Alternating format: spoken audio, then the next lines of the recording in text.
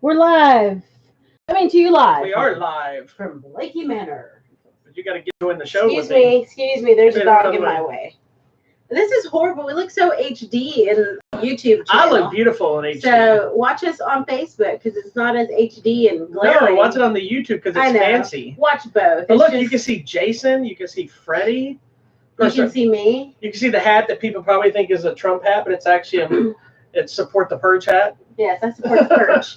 It says the first purge. Anyways, hi, welcome to this week's episode of. You can see it. Gymkhana is right here. Can I please do my intro? Oh, sorry, fancy panties. All right, here we go. Are you ready? Yeah. Action. Welcome to this week's episode of Holllywood Matrimony Live. Please check out our website at hollywoodmatrimony.com. Thank you for watching us right now on Facebook and YouTube. You can find us on Instagram and the Twitter. Are you finished? I am finished. And if you haven't seen any of the other shows this week, first of all, shame on you. Secondly, you can tell we have a nice new camera here for the YouTube channel. Yes, it's nice so and HD. excited. It's a wider range, which means we're also going to have to reorganize this room a little bit better because it's still in process. Somebody needs to clean their side of the room. It's actually not dirty. My side of the room is fine. There's just a lot of. It's not. It's just Hello Kitty. We're and still a bottle of water. We've been here for a year, but we're still building stuff. So. I'm still unpacking. I just unpacked 3 boxes last week. Yeah, so we're building the library room for Blakey Manor. So maybe we'll do an episode out of there once it's built. We should. That'd be fun. Move it around. Yeah. And then, of course, my studio upstairs is done. Her office is finally getting finished. Ugh, it's taking forever. The rest of the house, you wouldn't even know that we're not ready. The rest of the house is put together. It's just this room, which you normally can't tell. Like, for the most part, it's together, but it's like putting stuff away. And then here's like my armor from Star Wars. And we got to get the snowtrooper set up in here, that kind of stuff. Yeah. So hold on, my butt itches. Oh, my gosh. Just kidding. All right, welcome to the show. It's time to talk movies. Whoop. It's going to be probably kind of a short show. We didn't watch a lot. We couldn't even remember what we watched. It's just been one of those weeks. There's a lot of stuff going on, and there wasn't a lot of new that came out. So everything we watched, was either like a Blu-ray. I think we have 2 Blu-rays. One's a new movie. One's been out that just came out a couple of weeks ago. And then the other one is a limited release theatrical that we still saw at home because we had it. So what would you like to talk about first of all? Let's talk about the one we saw last night because it's fresh in my mind. It's fresh. It's been out for a while. It's one of those we really wanted to watch. It was hit with all kinds of praise when it came out. I know a couple people that were hit and miss with it. So let's find out what we thought. The movie is called Brightburn. Brightburn. We missed it at the theater for whatever reason. I missed it because I waited for her to see it. She kept telling me she wanted to see it. Well, this happens a lot in our relationship. And I just want to bring this up. There's so many things that I don't get to finish watching because she'll be like, well, I want to watch it. Let's watch it together. Then I wait to watch it. And then I said, well, why don't you watch it at work when you're doing your other watching and stuff? And I'll watch it at home when I'm at home doing my work. Okay. And then she comes home. I'm like, did you watch the episode? No, I was watching 600-pound Married Again with Animals. It's like 100-pound life, babe. I know, but that's like every show you watch. I know, that is all. So she watches a bunch of the same crap over and over, or she finds other random nonsense shows. And so I'm sitting here, and then by the time I come back to whatever the show is, oh, well, watch it without me. I don't care about watching that. Yeah. And so then now everybody's watching it. And then when I go to watch the movie, she goes, oh, I really wanted to watch that. I'm like, jerk face. You're a jerk face. Anyway, so Brightburn, basically, I mean, not even basically it is. It's basically the story of what would happen if Superman wasn't a good guy. Kind of. Because it's not directly based to DC Comics. It's its own independent thing, but it's a story of a ship that crashes with a baby. A couple on a farm find them and raise them. But things don't quite go positive like in the world of Clark Kent and Superman. Well, that Clark Kent. This is not Clark Kent, though. This is a different person. So, what did you think? Initial impression of just the story. Okay, so we saw it. First of all, I was always amazed this movie got made without a lot of problems. But I can see they changed enough to make it its own thing. But it also doesn't pretend it's anything but what it is. Yeah. It's not trying to say it's an original story. It's literally says on the box, what would happen if. What if? Yeah, this. It's a what if. And I heard, it was getting a bunch of praise from, like I said, from a lot of people, but there's only a couple people I know that said, I thought it was boring, or I didn't find it entertaining. I don't know if it was the hype or what. I really liked it. Did you? I did. I liked it a lot. Good. It is slow. It's got a slow burn to it. No pun intention. But I like the structure of it. I like that it kind of got to the point pretty quick. It didn't take a long time to get there. There are elements where it kind of seems to be going towards something and it pulls back a little bit and then goes forward a little bit more and then pulls back a little bit. But I think it's necessary for the story to really have the impact. Yeah. I was surprised. I wasn't surprised by the time I saw it. I was surprised when I first heard that it was as gory as it was. Yeah. Because originally I didn't think it'd be that. And I was glad that because it made it kind of more of a horror element. It's not a scary movie, but it has a kind of a scary kind of a theme. Horror film. But... Thriller, horror, superhero-ish craziness going. So what did you think? I liked it. I enjoyed the movie. I did not care for Elizabeth Banks in this movie. But other than that, What was wrong with Elizabeth Banks? I thought she was fine. Yeah, but you expect her to be more than fine. They could have gotten anybody to play that role. I think that's the thing is I don't think either one of them that played the parents were anything extraordinary, but I don't think they needed to. I think it was more about the boy and what they were going for. I didn't really like his face. Sorry, little boy. No, but I think that's why it works. It's because he's a little creepy. Yeah. He's got the smallest mouth I've ever seen on a human. And his little eyes, they are kind of creepy. Yeah. I just don't think this was like the bit for her. I think she should be doing something else. I think we could have gotten someone. I think you pigeonholed her into other stuff because you're used to seeing her in other things. Maybe I'm used to seeing her so now she's sci-fi things. She did a bunch of sci-fi things. She did like the stupid games, but yeah, but then also she does like comedy things or whatever. Now she's a big director now. Maybe that's what she needs to just do that, but don't do these anymore. She got a new movie she directed coming out. I know, so I don't know. I think someone else could have been better, or I mean, I get it. She did okay, but I think it was one of those parts that anybody. It happens a lot where you get parts that anybody could fill the thing. So she didn't bring any to the table that. I liked the husband guy. He was okay. He was good. I liked the actor, but he didn't bring anything to the table I didn't think anybody else couldn't have brought either. Yeah. It was just one of those things. It's, I like him. I like her. It was just, to me, it was really more about her, the boy. The boy. And the direction they went with it and the kind of descent happens very fast, even though it's kind of slow moving. Yeah. I like that there were elements of, like, as annoying as it is as a movie watcher, you're like, why would you act like that? But then you act like this is probably how mothers act about their kids being serial killers or committing crimes. And then there's like the one parent that says, no, I get this person's crazy. We need, and then there's the other parent that's like, no, but that's our baby. We got to defend them. There's always one of those. Then there's there's the outside person that's like, look, you need to just calm down. There's another one that's like, what's your problem? And it has a lot of that all there. It wasn't so much of everybody making dumb decisions, but there were a couple. There were some dumb decisions, but that's normal in a horror movie. I also like the end of it sets up a bigger universe. Yeah. So cool. If and when, which I've heard they're making Brightburn too, so they can expand on it without having to just deal with him, but they can do other stuff. I don't know if they'd be called Brightburn 2 because that was the name of the school or whatever it was. The town. Was it the town of Brightburn? The name of the town of Brightburn. Yeah. That must have been when I walked out of the room. But I think they were starting to refer to it as the Brightburn figure or whatever in the news. Who knows? Anyway. It was fine. It was good. It was a little bit predictable with people doing dumb things. And we know what we could do to maybe stop it, but it can't happen. I mean, it's your typical story. But I did like the gore. It's the Superman story. I loved the gore. Yeah, it was done well. It was so good. A lot of the stunts or gags I'd never seen before, and it was done so beautifully. And like the guy's jaw dangling, the oozy blood or the dripping blood. I don't know why people get all. You're so funny. I love when you try to. Okay, I'm like, it's not real. We're watching it with friends, but they're all adults. None of them are morons. It's like you're not like you're watching with kids that don't understand that they're watching a movie, and this fool's over there trying to.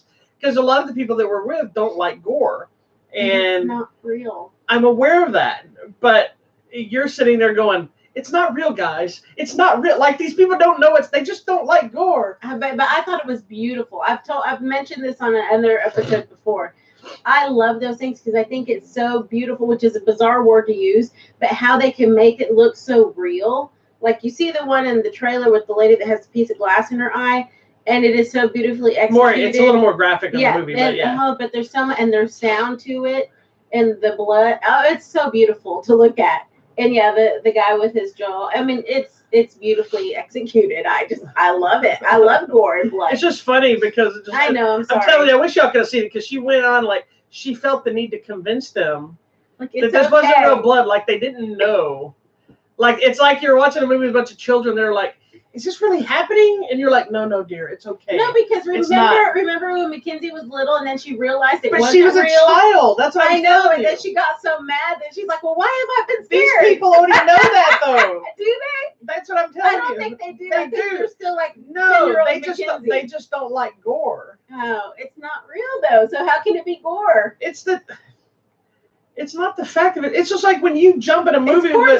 When you jump, there's not somebody really jumping out to get you. There was at one time when Old Man Baby came out of the Exactly. ceiling. There was nobody really coming. It was on our television. So why are you scared? Because it's Exactly. But then I laugh at myself because I know of them. You're a weirdo. Oh well. It was funny to watch that part. I'll be quiet. But anyway, no, it was. I really enjoyed it. It's one of those I highly recommend especially if you're a comic fan, because they did a comic years ago. I don't remember if it was a miniseries or one shot, and this kind of reminded me of. It's not the same story, but it was basically a Superman story, but from the perspective of Lex Luthor and why he sees Superman as a bad guy. Well, that was kind of in the movie with Jesse. What's his name? Eisenberg? Is that his name? Oh yeah. In his version, he's like, "Don't you see how dangerous he is?" That's basically Lex Luthor's always said that, but in that book, I think it's called Luthor. He did it. There's a story, and it's him seeing this omnipotent godlike person and why nobody sees the threat and why he sees it dangerous, and it makes you realize, okay, well maybe he's not a bad guy. He is, but he's not a bad guy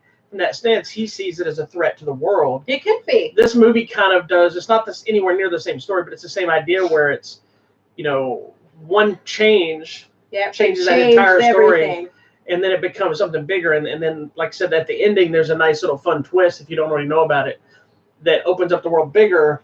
They can do so many more cool things in the future if they do. Yep. So. Anyways, check out Brightburn. Yeah, it's available now on Blu-ray, DVD. I think 4K as well. So I have one I saw myself. Are you wearing a Winchester shirt? I am. From Supernatural? Yeah, you bought it for me. Did I? When we went to the studio tour in LA. Oh, I remember buying that. We're both wearing different shirts, aren't we? Oh, is this the Padres? Yeah, this is from the Smuggler's Bounty box this month. This is from some studio in LA. I just started watching season 14 of that today. I think I'm still on season 12. No, I'm not. I got caught up on one of them. Season 14 is the one that just ended. They sent me that. So okay, then I'm on 13. I had to review it, and I was all excited thinking, man, I've watched half of this season already, so this is going to be like that. And I went, you were on 13 with me. I think I finished it. I was like, I don't think I even started this season. So I just started watching first. I just watched the first episode today. I'm like, I have no idea how we got here.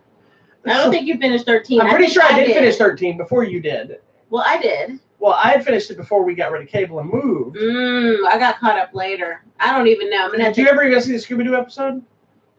Yes. Okay, because that's and I thought that was 14 in my brain, but that was 13. Okay. So you hadn't seen any of it. But I have, like, on the 10th, there's 3 shows coming out on Blu-ray and DVD that I gotta be caught up on, and I'm behind on all of them. Hawaii Five-0, SEAL Team, and Supernatural. I'm actually caught up on Hawaii Five-0 and SEAL Team. But SEAL Team, I'm on like episode 12 out of 22, so I'm halfway through that show. Hawaii Five-0, I don't think you even. And I started Hawaii Five-0 as well. I just don't know how far. But yeah, I'm surprised. I'm actually ahead of you on something. Well, it's because those are shows that I enjoy, but I don't like. I gotta watch them. That, and I also ended up watching Magnum PI, like the whole season. I didn't even start that show.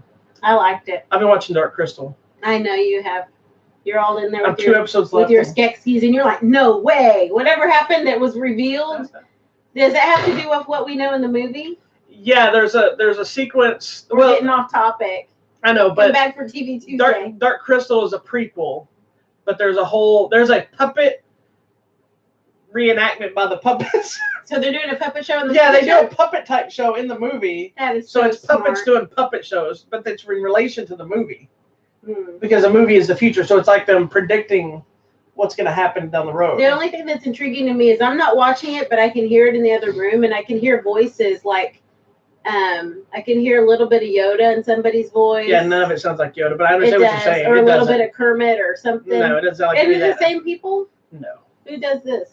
It's a lot of different people. Like Simon Pegg is a Chamberlain. He wasn't a Chamberlain. I heard a Yoda-ish. The guy that goes in the new one, that's Simon Pegg. Oh, okay. He didn't play him because there's like the Chamberlain and the Emperor or whatever it is. Any of those two Skeksis and some of the other Skeksis are actually from the movie. but this is when they're younger. So at this point, is it revealed how they became that way, or is it still hidden into the movie? No. Well, what do you mean? Because in the movie, we find out how that happened. Well, they tell you this is. But how come the people who didn't know in the movie? Because they didn't tell us. Obviously, something happens in between this show and. Well, in the movie, you don't, there's only like one Gelfling, and then there's two because Jana shows up, and like this one, there's three. So are we going to find out what happens? Well, in this one, there's like three different sections of the Gelflings. There's like the warrior race, the underground race, there's the other race, and all the Gelflings are fighting, and there's betrayal within the Gelflings, there's betrayal with the Skeksis. Wow, this is high drama. It is. It's dark too, man. It's like. Is it? Sorry, that was a phone. Okay. We've gotten way off topic. But no, it gets really dark. Like there's some murder and there's some betrayal and the little people from the movie are not in this one, right? What little people? There's no little people. The Gelfling people. No, there's the little boy and the girl. Not those characters. A whole new group of them. But they look just like them. Because Gelflings all look the same. I got so confused. They all look different, but no, it's like. I may have to watch the show, but Eggsy is voicing one of the Gelflings. I love Eggsy. But there's a ton of different people. Like it's got a big name cast in it. I have to go watch it. But yeah, you should watch it. It's excellent. All right. Sorry. We'll talk more about it on Tuesday when I'm done with it. TV Tuesdays. It's amazing so far. All right, so moving on. Do you want me to talk about the one I saw, or do you want to talk about the other one together? No, talk about the one you saw. All right, so I saw another one that I've been excited to watch. Ever since I'd heard they were making it, I was excited. I got a little unexcited when I heard it was going to show on Sci-Fi Channel. But then I heard it was getting a release first, and then it's going to show up on the Sci-Fi Channel, so it gave me a little hope again. And it is none other than the Banana Splits movie. And if you notice, you got one of the Banana Splits here with an axe in his hand. And you might not be able to see it here in the back, but one of them, I don't know if you ever noticed this, but look, like one's got the hammer, but this one's got like a half-burnt face and a robot arm. Oh, my. So this Banana Splits the movie, okay? Lights, camera, terror. So basically what the premise of the movie is, if you don't know the Banana Splits, first of all, it was a big show that was like in the 60s. I don't remember if it ran into the 70s. I used to watch it a lot when I was a kid, but it was already old by then. Yeah. I believe they shot the opening sequence of the original Banana Splits at Six Flags here. Yep. And that's in Texas. It's in Texas. So the idea from this movie, which was a genius direction. It was in the 60s, 68. Is that the show has been running since 1968. So they're still doing the show. So there's fans of the show. And so this family, they're taking the little boy for his birthday to the Banana Splits. Oh, that's fun. But they're kind of a dysfunctional family a little bit. They have their own issues. But there's a whole crowd of people. So then there's an element of like Willy Wonka and the Chocolate Factory, because you have the one guy and his daughter, because he wants his daughter to be a star, so wants to introduce her to the producers. There's the other guy. There's the couple, it's a young adult couple who are like influencer Instagram type people, and they're just wanting to wanting a video that they're on the Banana Splits. Then you have this family, the kid just loves the Banana Splits. So anyway, behind the scenes, they find out that the Banana Splits show is being canceled. So in the show, and I guess this is. Let me see if hold on. Let me see if Oh, Lord, you and your old man glasses. You want me to read you this? Here. I don't know. Can you, old man glasses? I can. Shut up. It says, 9-year-old Harley and his family attended taping of a favorite variety kids show, The Banana Splits, unaware that it's... Anyway, it's animatronic rock band just learned their show has been canceled, and the band's not going to let that happen. As the Banana Splits break their programming and wreak havoc all over the soundstage, the body count rises. Harley, his mom, and their new pals must escape the Splits or remain their audience forever. So that does tell you that the Banana Splits are not people in costume in this; they're robots. Okay. So that's one of the things I didn't like. It makes more sense for what they do with the show, with the movie, but I didn't like that they're robots because they're walking around like robots. You know, so it kind of made it lost some of the fun of them just woo. But at the same time, it makes a little more sense because they get pissed off, you know, and so it's like their programming takes over. And what I wasn't expecting, I figured it'd be kind of cheesy, and it is, and kind of silly, and it is. I didn't expect the hardcore graphic blood and gore, because it's like people's faces getting chopped open, and people getting gutted, and you know, it's a full-on slasher flick just with the Banana Split. That's awesome. People getting run over with the Banana Split car. I gotta see this. It's such a fun movie. Even if you don't even know anything about the Banana Splits, it's a fun movie. That's it's stupid. but it's in the best possible way. So if you can notice, if you know anything about the Banana Splits, some of their costumes are changed a little bit. A lot of that's explained away as the evolution over time. Mm-hmm. But when one of the featurettes talking about making it, they talk about how they wanted to get it as close to the original theme as possible. So they rebuilt the sets, they had different stuff, and they even have a sequence where they're going through like some of the backlot, and you see some of the old sets they used to use, using more. And so, anyway, it's got some great kills. It's a ton of fun. I hope they make another one because it does set it up for a sequel if they want to. But if they don't, they don't have to. So, if you like the Banana Splits, or you don't even know what the Banana Splits are, still check out the Banana Splits movie because it's a ton of bloody fun. And you can't go wrong with a movie that says "Tra la la terror." La la la la la la la la la la. So do they have to get permission One from banana, the original? 2 banana, 3 banana, 4. What? Do they have to get permission for the original? I'm assuming Warner Brothers owns the rights to it, and that's Does who it made not the belong movie. to the Croft people? I don't think so. It was probably sitting around, but I'm sure they probably had to get some rights or whatever they decided to do. Nobody's using it, so why not? Yeah, man. So it opens up the idea of this. Makes me wonder and hope maybe they'll re-release the original series as a complete series and that might be fun if this does well. But that's if it does well. It was a straight to home video release. Aren't they the ones that in the beginning they're going down the slide? Yes. Okay. They're got a little car going down slides, Mm-hmm. on carousels. Yeah. This movie's everything. It's not. It's everything opposite. Okay. Anyway, so it's a fun little movie, but it works. And seeing them in suits, it's funny because they're just like, they got those blank stares. Would you like some popcorn? When the dog one gets his face half busted off, and it's just a robot. It's got like a Terminator vibe with the red eye. Like at one point when one of them hears cancel, they turn and their eyes, you see the glowing red eyes instead of their normal eyes. Anyway, Banana Splits, the movie, it's available now on Blu-ray and DVD. Check it out if you like slasher flicks. Check it out if you like the Banana Splits. Check it out if you like cheesy movies. It is going to have a premiere on the Sci-Fi Channel as well. So, nice. All right. So that's available now, and I loved it in the cheesiest way possible. There you go. Next. So, also, this came out a while back. I just got it. The Cobra. Stallone. Oh. As Marion Cobretti. Because that's a real name. That was his name in the movie. That's not a good name. He says something. What is it? Is it Alice? She's like, "Why did your mom name you Marion?" He says something like, "Because Alice is taken," or something, making a joke about the lady name. It's like another moment like, "Why did your mom name you Chance?" Or why did they name you Chance? Because my mama took one. Oh, I'll have to fix it. Anyway, so is this like a new release? It says Shout Factory. Edition. Shout! Release the collector's edition. It's so funny now. People are saying "shout" with me. But it does have a lot of new. It's got a bunch of new featurettes. It's got an interview with actor Brian Thompson, who's the bad guy in this. Which you know him from.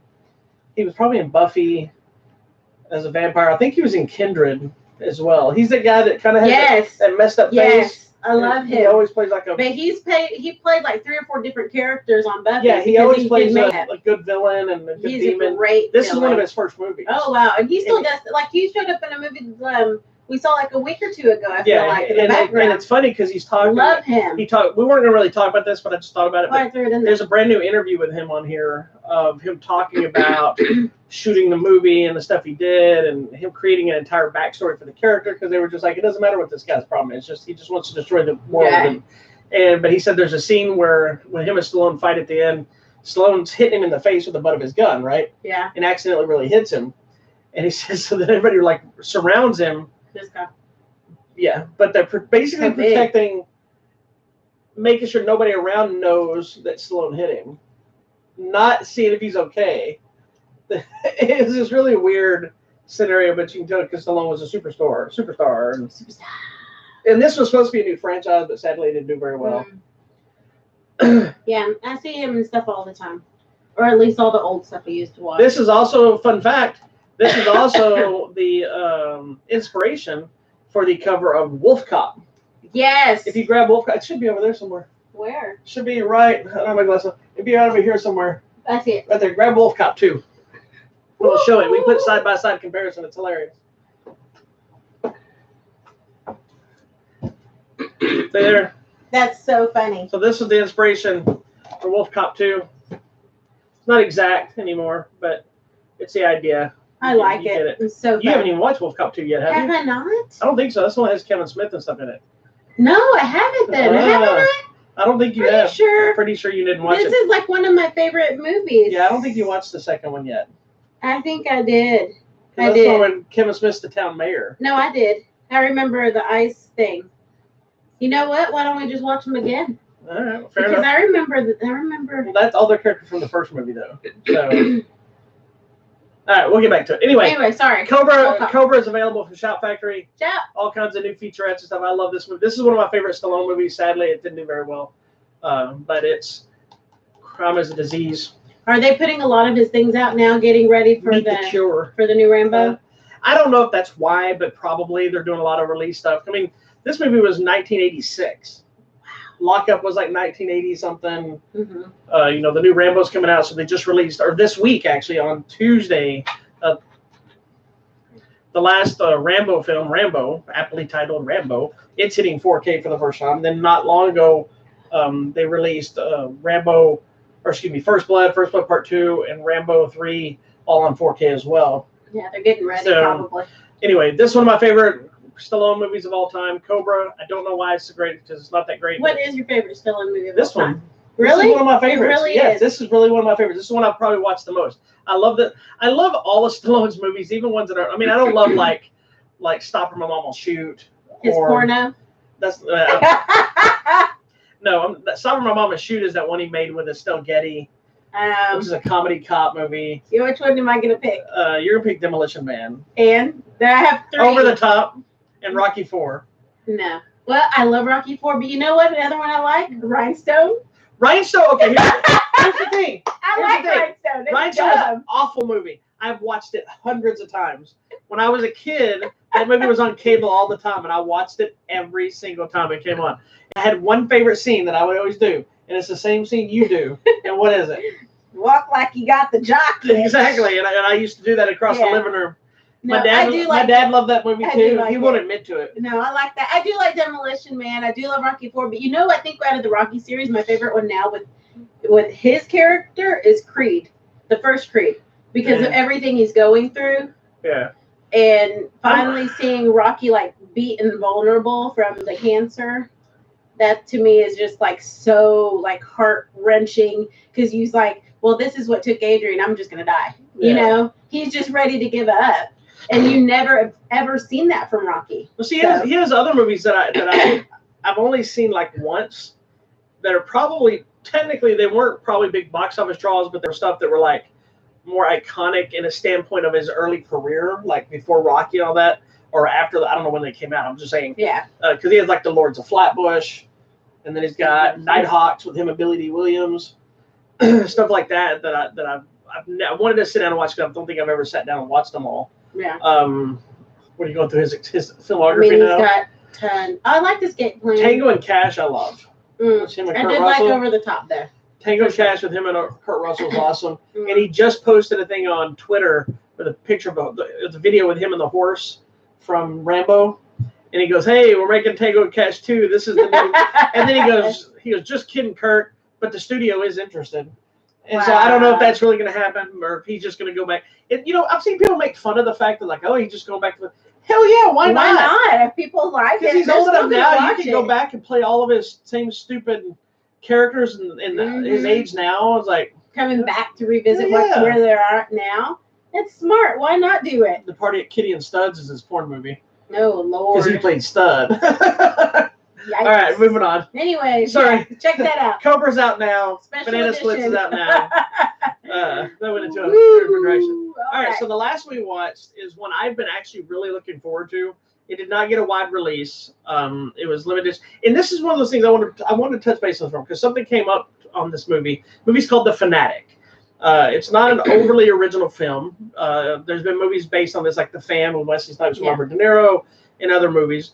But it stars John Travolta and Devon Sawa, this is their second movie together. Do you know what their first movie, or I don't know if it's their first, but their last movie together was? I don't know.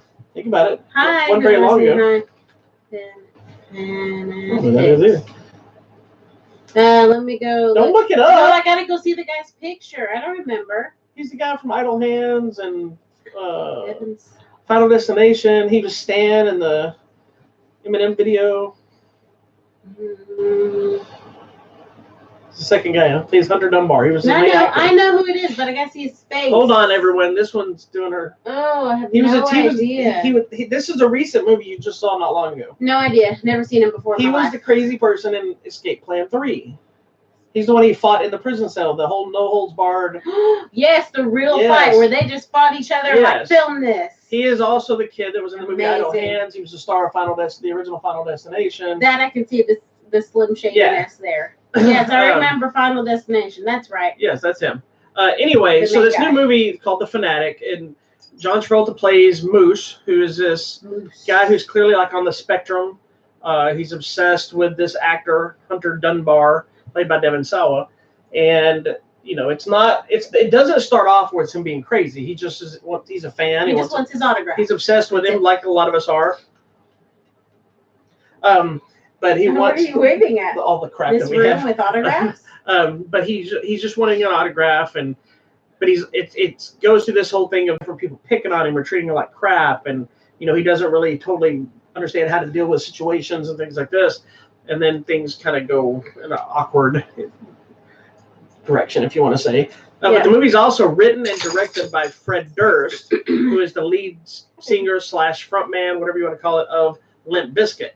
Yeah. And this is not his first movie he's directed, but did you want to sit down? This is one that he got in, and so I've seen the trailer for this a while back. I've done a couple of news stories on our website at HollywoodMatrimony.com. So I've been waiting for it.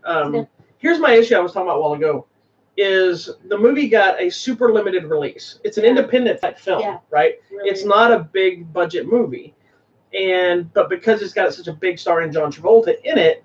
There's all these news stories coming out about how John Travolta's had the lowest opening of his entire career. Well, and this movie is this. But I'm like, people are ignoring the fact too that he hasn't had a theatrical release in God knows how long. You know, most of the movies that he has have been coming straight to video. And I see you trying to sneak things over here. No, I let my brother borrow. And so it's like.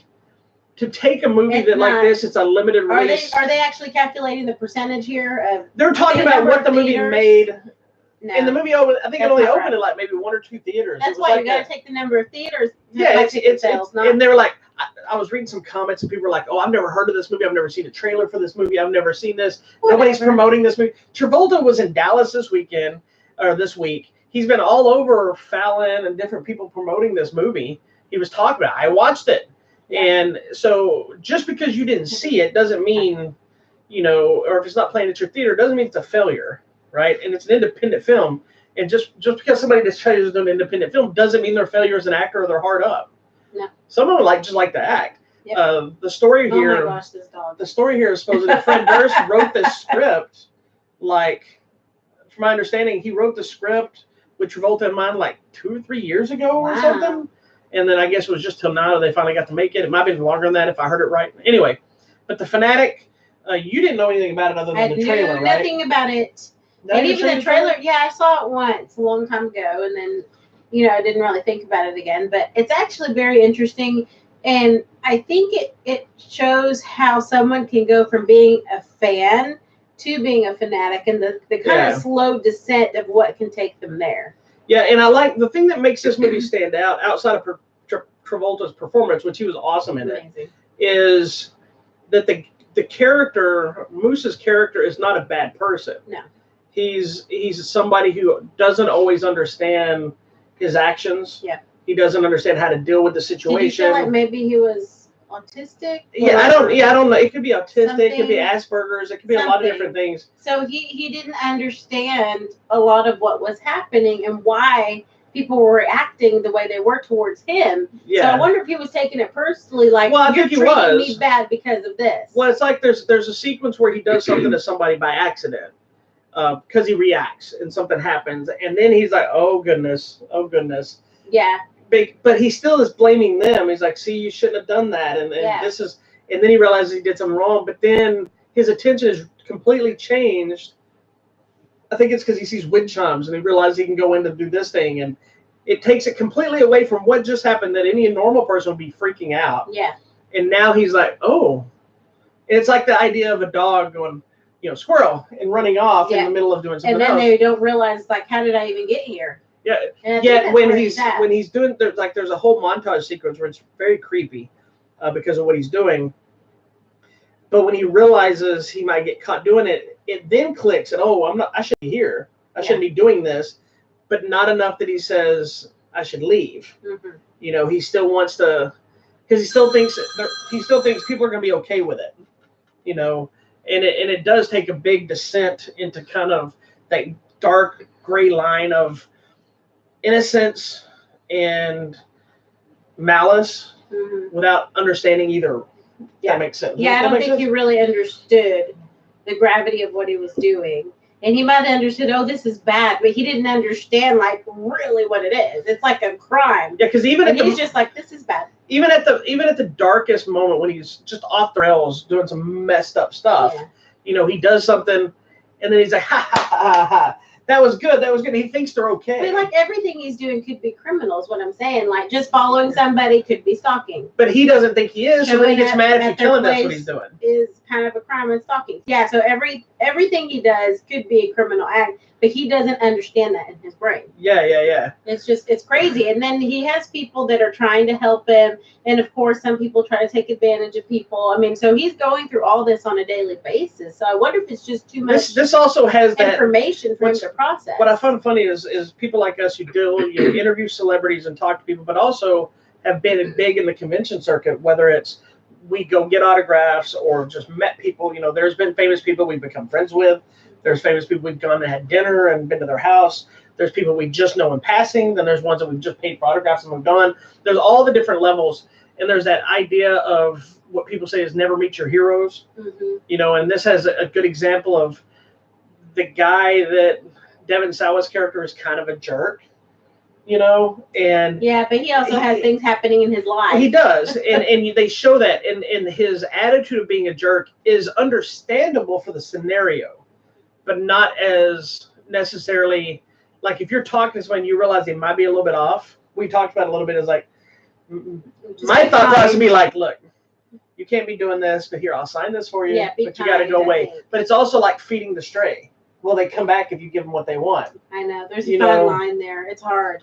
So it doesn't, because we've had that happen to you've had that happen. I've had a stalker. To you a little bit, and so you gotta it's a balancing act, and it's kind of scary sometimes. Yeah, I had my own stalker with my art, and was calling me and coming to all the shows, and I've always treated him nicely. I just had to cut him off and But then I think the other thing too that this shows from the side of the actor guy, Hunter, whoever the famous Hunter Dunbar in the celebrity thing, is that we don't, and it's not fair, but we don't treat celebrities as people. Yeah, he had a personal life. He had personal problems going on, but we still expect him to show up and be happy and sign my autograph. Yeah. What if something happens and they legitimately can't be there? Like when what happened with Peter was like sick.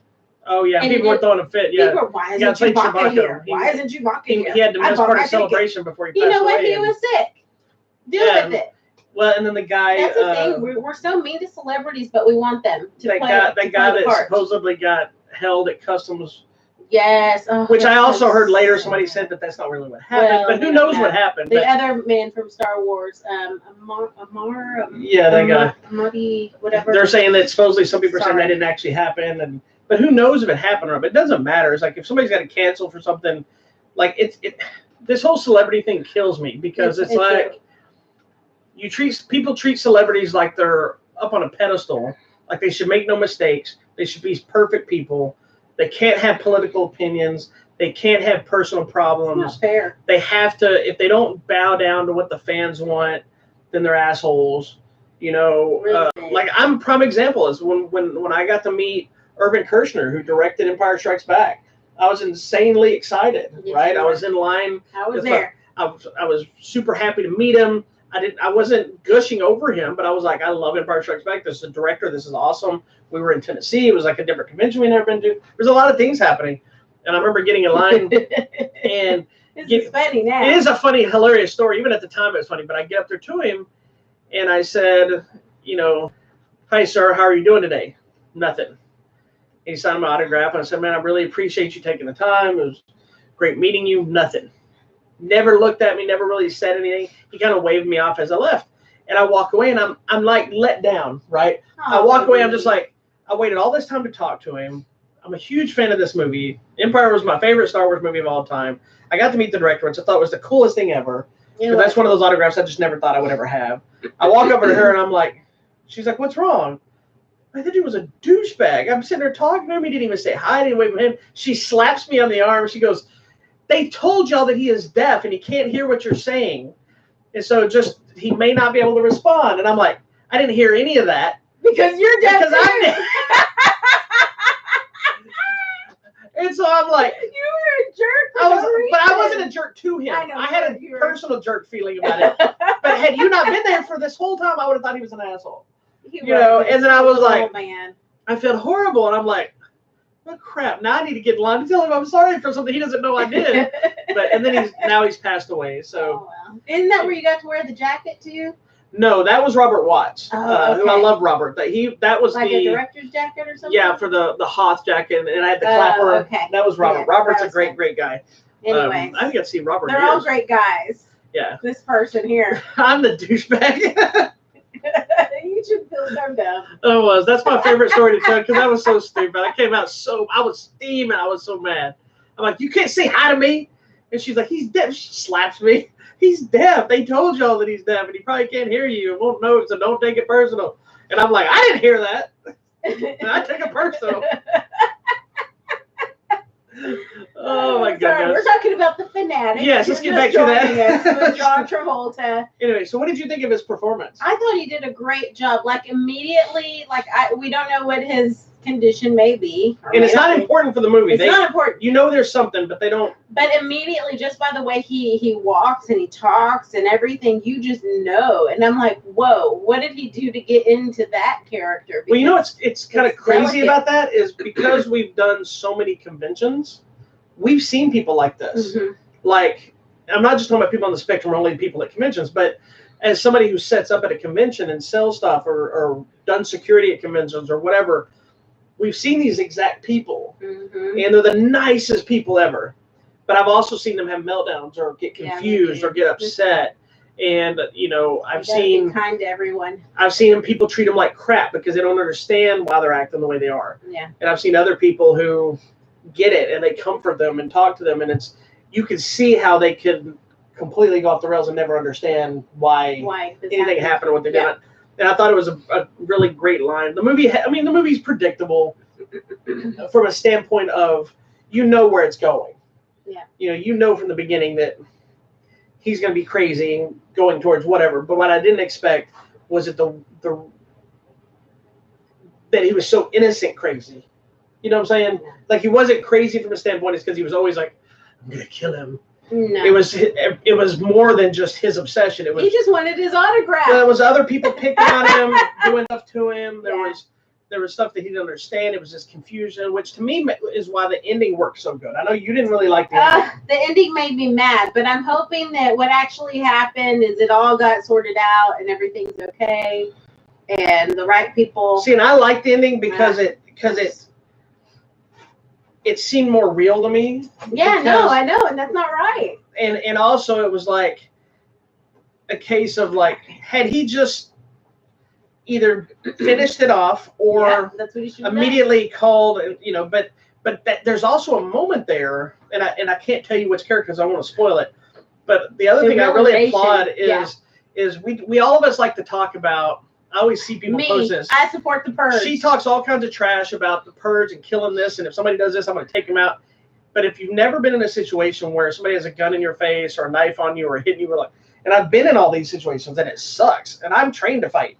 It still sucks.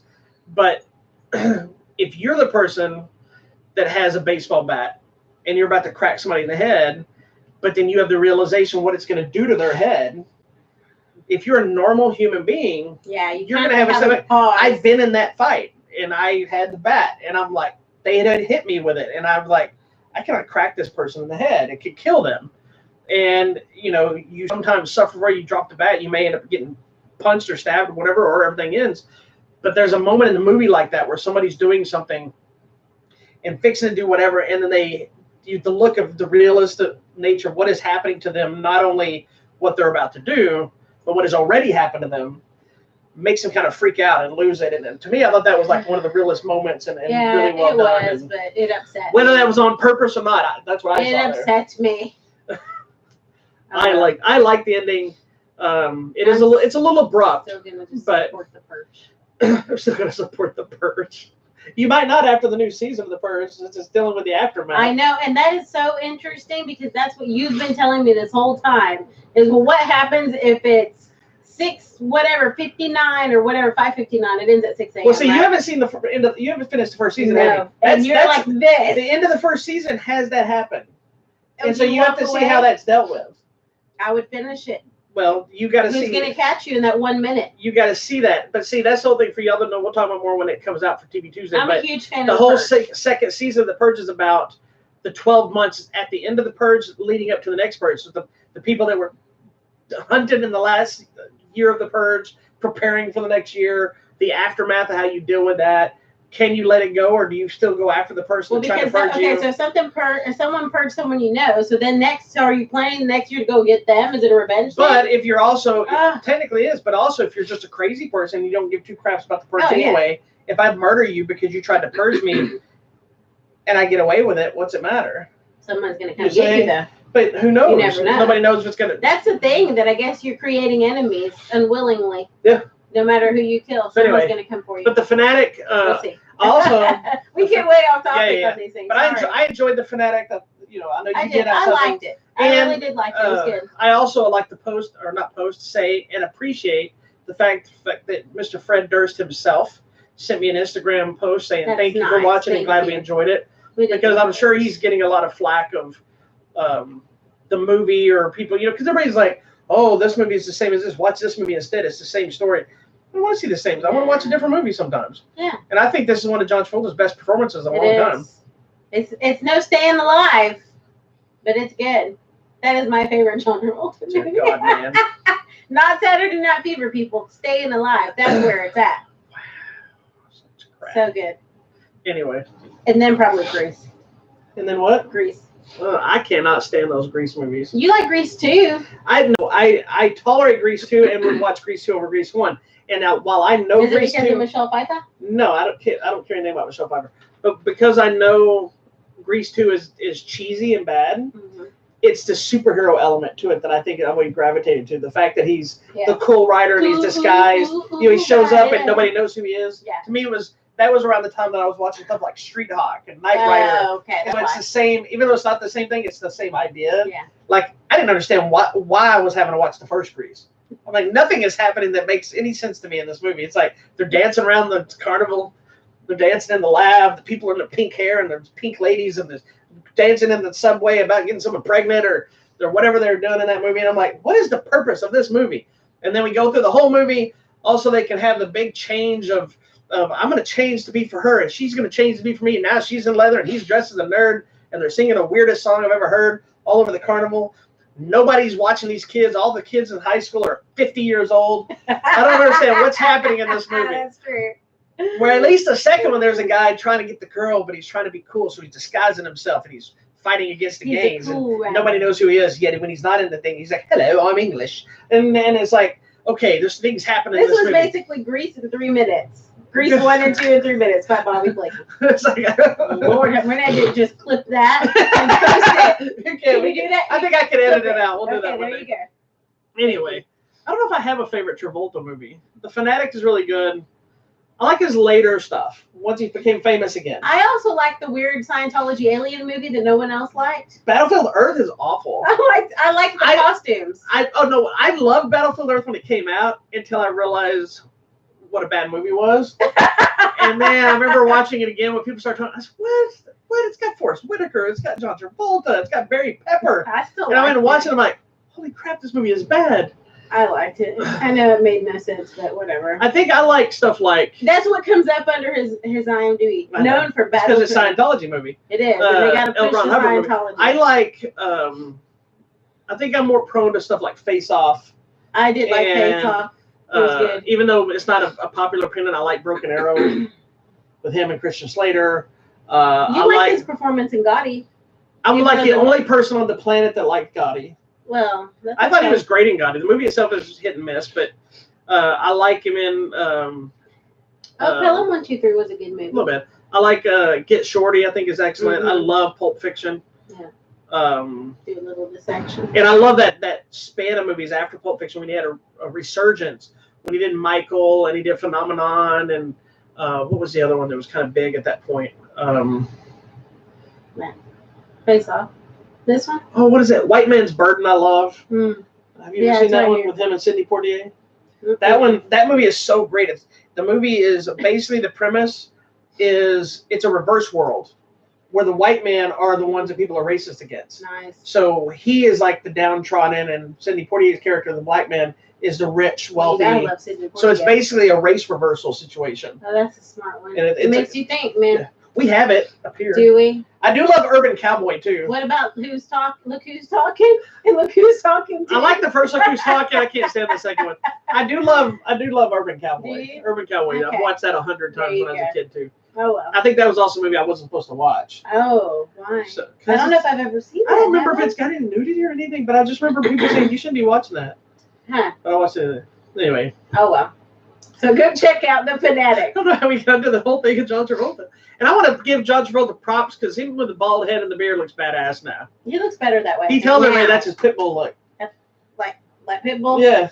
Like Mr. Worldwide? Yeah, well, they're friends and stuff now. Oh, are they? Yeah. Pitbull in Scientology? But that movie that, I don't know, I doubt that.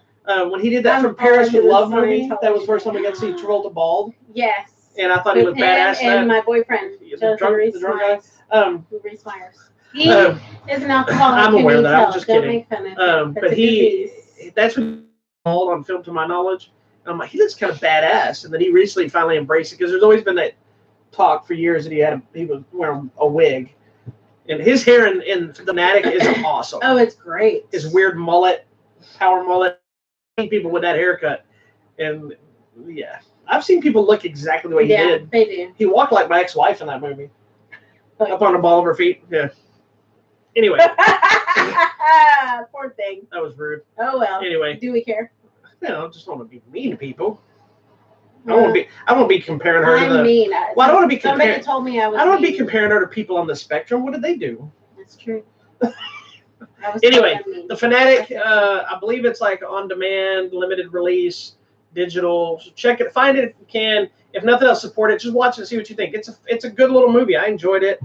I applaud Travolta for taking on the role, and I applaud Durst for his sticking to that ending he went with, and making the movie and making something different. This is another case of seeing like Ma, seeing an actor play a role that you don't expect. Yes, especially but in a good way, not like what's her name in Brightburn. Oh, I'm not over it yet. Anyway, but yeah, so the Fanatic. There you go. All right, that's all right. Next, I think that's all. I think now we got a bunch of stuff coming out. The contest happening. Well, tell me about some things. Let me look and see. We got a contest still going on for Ma. That'll be ending soon. So make sure you're into this. One that hasn't popped up yet, we'll be giving away, is a copy of Star Wars Resistance, the complete first season. Oh, cool. We'll be giving away a copy of this DVD. It's got all kinds of bonus features, not a ton of them, but it's got 12 bonus shorts as well as all the episodes of the first season. And the new season starts in October, which is sadly the final season as well. I just did 2. They're just doing 2 seasons. But it leads directly into Rise of Skywalker, supposedly, where this one's during Force Awakens. Yeah. Remember? The next one is kind of, I think, between... I'm going to have to finish this then. You did finish it. I don't think I did. Did I? Yes, we've talked about this. The one at the end of it, the station rises and they fly. Yes, we watched it together and you're like, what? But I'm more than happy to watch it again. I'll watch it again. Anyway. It lost me somewhere in the middle. We're giving a copy of this away, so make sure you check it out. I've got a couple other ones that should be popping up soon, so be on the lookout. All right. What's coming out on the DVDs? Oh, I'm not ready. I wasn't ready for that. Well, you need to be ready. Sorry. What I will tell you is tomorrow, while I'm pulling this other thing up, since I'm ill prepared, tomorrow is not only Labor Day, is. We shall not labor. Oh, not true. I'm going to be laboring too because I'm going to be out at Urban Legends Comics. Oh, let me share a link in the Facebook chat. Where they have their, not only are they celebrating Labor Day, but they are also celebrating their 6th anniversary. And they're going to have cake. Mm-hmm. And they usually have snacks and some sort of sales.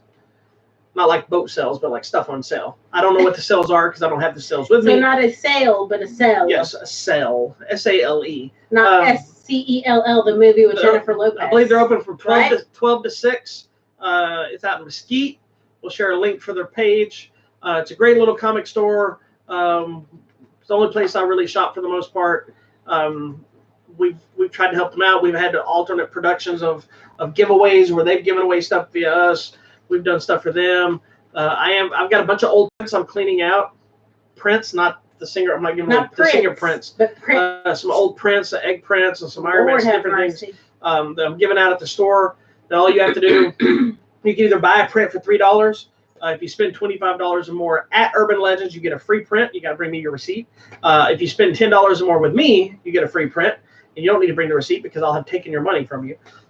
So come out. I'll be out there. Hopefully be there at 12 and be out there most of the day. But just come out there, get in on the fun, festivities, support the store. It's an awesome little place. There you go. They're the same one we talked about years ago. We were promoting when there was an accident. Yeah, it's been like, 2 years or something? Something like that. We try not to talk about it, but if you've watched the show, you'll know what show we're talking about. Anyway, so coming out this week is also, there's a few things. Ma comes out this week that we're giving away. Uh-oh. Whoa. Sorry. Ma comes out. Men in Black International is coming out this week. We are the Men in Black. The much maligned chapter. No, they don't sing that. I know, they should. With Chris Hemsworth and Tessa Thompson. I had fun with this movie. I thought it was fun. I know most people hated it and it did horribly bad. That's so sadly, we've lost this franchise because they're not going to make another one with this one.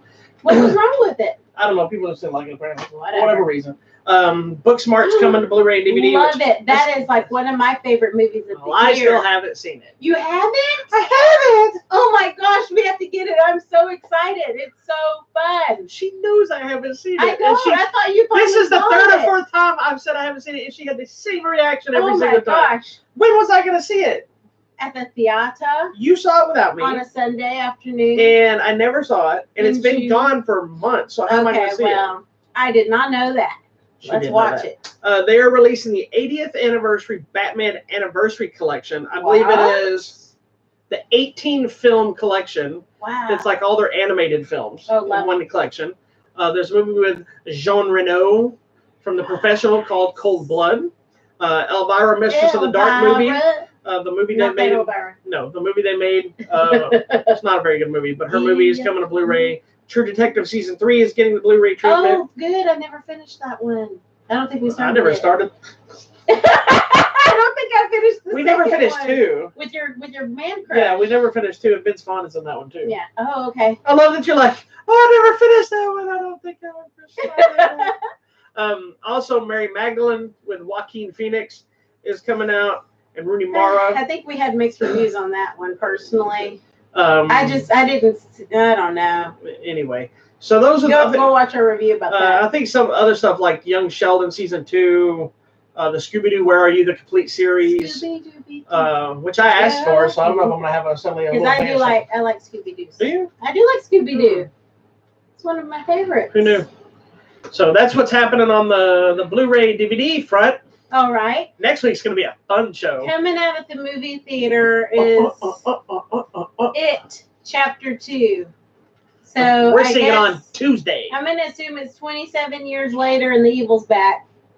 That is, in fact, the story, yes. And they made the pact. The loser club. We'll come back and we'll save the town. That's all I remember. But we're going to rewatch it. And so, I do not like clowns in any shape or form. I think they're all creepy. I'm excited for this. Now, this is where I'm like, I understand. It's people in makeup. You don't understand when you're scared. But I don't like it. You like making fun of trying to tell everybody and lecturing everybody else. But when she's scared, it's real. No, this is like me going through a haunted house where I almost punched that guy that one time. No, it's not okay. Yeah, what's funny is we have our big Halloween party. Typically, and our house is filled with monsters and animatronic creatures and stuff. And she's but there are no clowns anymore. Yes, he got destroyed.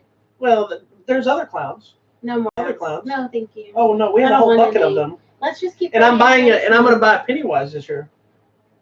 Complete with the balloons. Let's not. Anyway, moving on. What else? The other movie coming out in wide release is something called Satanic Panic. Oh, they're getting a wide release for that? It's getting a nationwide You can check out the trailer for Satanic Panic right here on this YouTube channel. There you go. That's all that's coming out. Niza, which is also, there's a trailer for that on our page as well. And there's a couple of things coming out in limited release. But that Night Hunter, is that Netflix? No. It's Henry Cavill. Okay, I know who it's in it. Yeah, it's a limited I saw a thing about it a while back. So it may come out wide in a few weeks. But the big one, I think, is going to be It Chapter 2. I think it'll be the only thing coming out next week. So we'll be talking about It next week. Oh, do I have to watch it? I'm scared. Yes, you do. I'm scared. I don't. You have to watch it for the people. That's the other thing, you guys. I end up watching so many movies just for this show that I would normally never watch, and it's upsetting. She used to watch all these movies all the time. Then she suddenly got an old fart lady and stopped watching stuff. And now I had no reason to get her watching it. And now I'm like, but you honey, have to do it for the show. And she's like, oh. I'll do it for the show. So outside of that, we'll have some other, I'm sure, Blu-ray and different stuff to talk about coming up soon. I'll have some interviews hitting the airwaves on our website soon. One with Gary Kent, my good buddy, who was one of the inspirations for Brad Pitt's character on Once Upon a Time in Hollywood. He has a documentary coming out called Danger God. It's all about his career in the stunt industry, which we'll have a review for that and the interview with him, as well as an interview with Bill Moseley, a.k.a. Chop Top from Texas Chainsaw Massacre 2. And he's also one of the Fireflies in Devil's Rejects. Discussing the new chapter 3 from Hell that we have already seen. I like it. It's hitting theaters in a couple of weeks with its Fathom event screening. Have we talked about it yet? No, I have to wait till it comes out. Oh, I actually watched it too. Yeah, it doesn't come out till September 16th. I did a good job. So that'll be the third chapter in that. So we'll have a big show about all three of those movies and talk about them. And then I think that's it. So this week we have all kinds of shows. You can make sure you don't miss out. Would you like to tell everybody about our social media presence before I tell them about the things? Please make sure you always check our website, HollywoodMatrimony.com. Always go up to the top where it says contest for free giveaways. And also check out all the hard work this man does every day with all the reviews and posters and links and comments and articles and stuff that's happening all the time. Thank you so much for watching us right now on YouTube. And we're also on the Facebook. You can find us on Instagram at the Hollywood Matter. And the Instagram is Hollywood Matrimony. Hollywood Matrimony. Oh, and the Twitter at Hollywood Matter, MATR. You have one job. I have several jobs, sir. We'll see you win tomorrow. Yes, I will be at Urban Legends tomorrow for that sting. But we'll be doing a late show tomorrow, Martial Arts Movie Mondays, where we take a deep dive into a random martial arts flick in my collection. And you're going to have a guest. Tomorrow's special guest will be the Missus. So we'll be doing that show tomorrow. So we're watching the movie tonight, a movie she's never seen before. So we'll get to talk about it. Interesting so far. It's to say the least.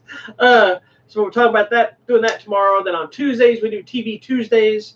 I don't know if we're going to do it live this week because someone may have to go into the office. So we may do a pre-recorded episode. But either way, you can still watch it exclusively. I have something very exciting to talk about that's going to annoy you and makes me happy. Oh, you're not going to annoy me because I'm going to be dark crystaling it up. Okay, fine. But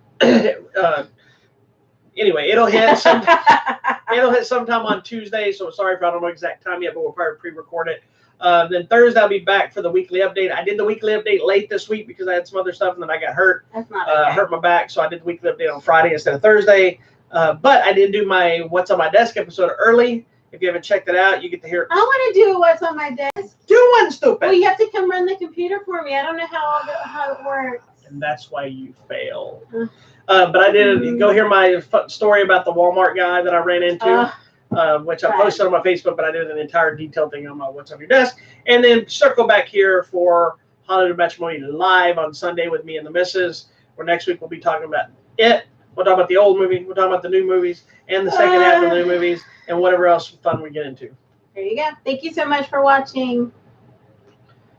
Nothing else? That's all you got? That's all I have. Where are you going? I'm saying thank you. Bye. I'm going to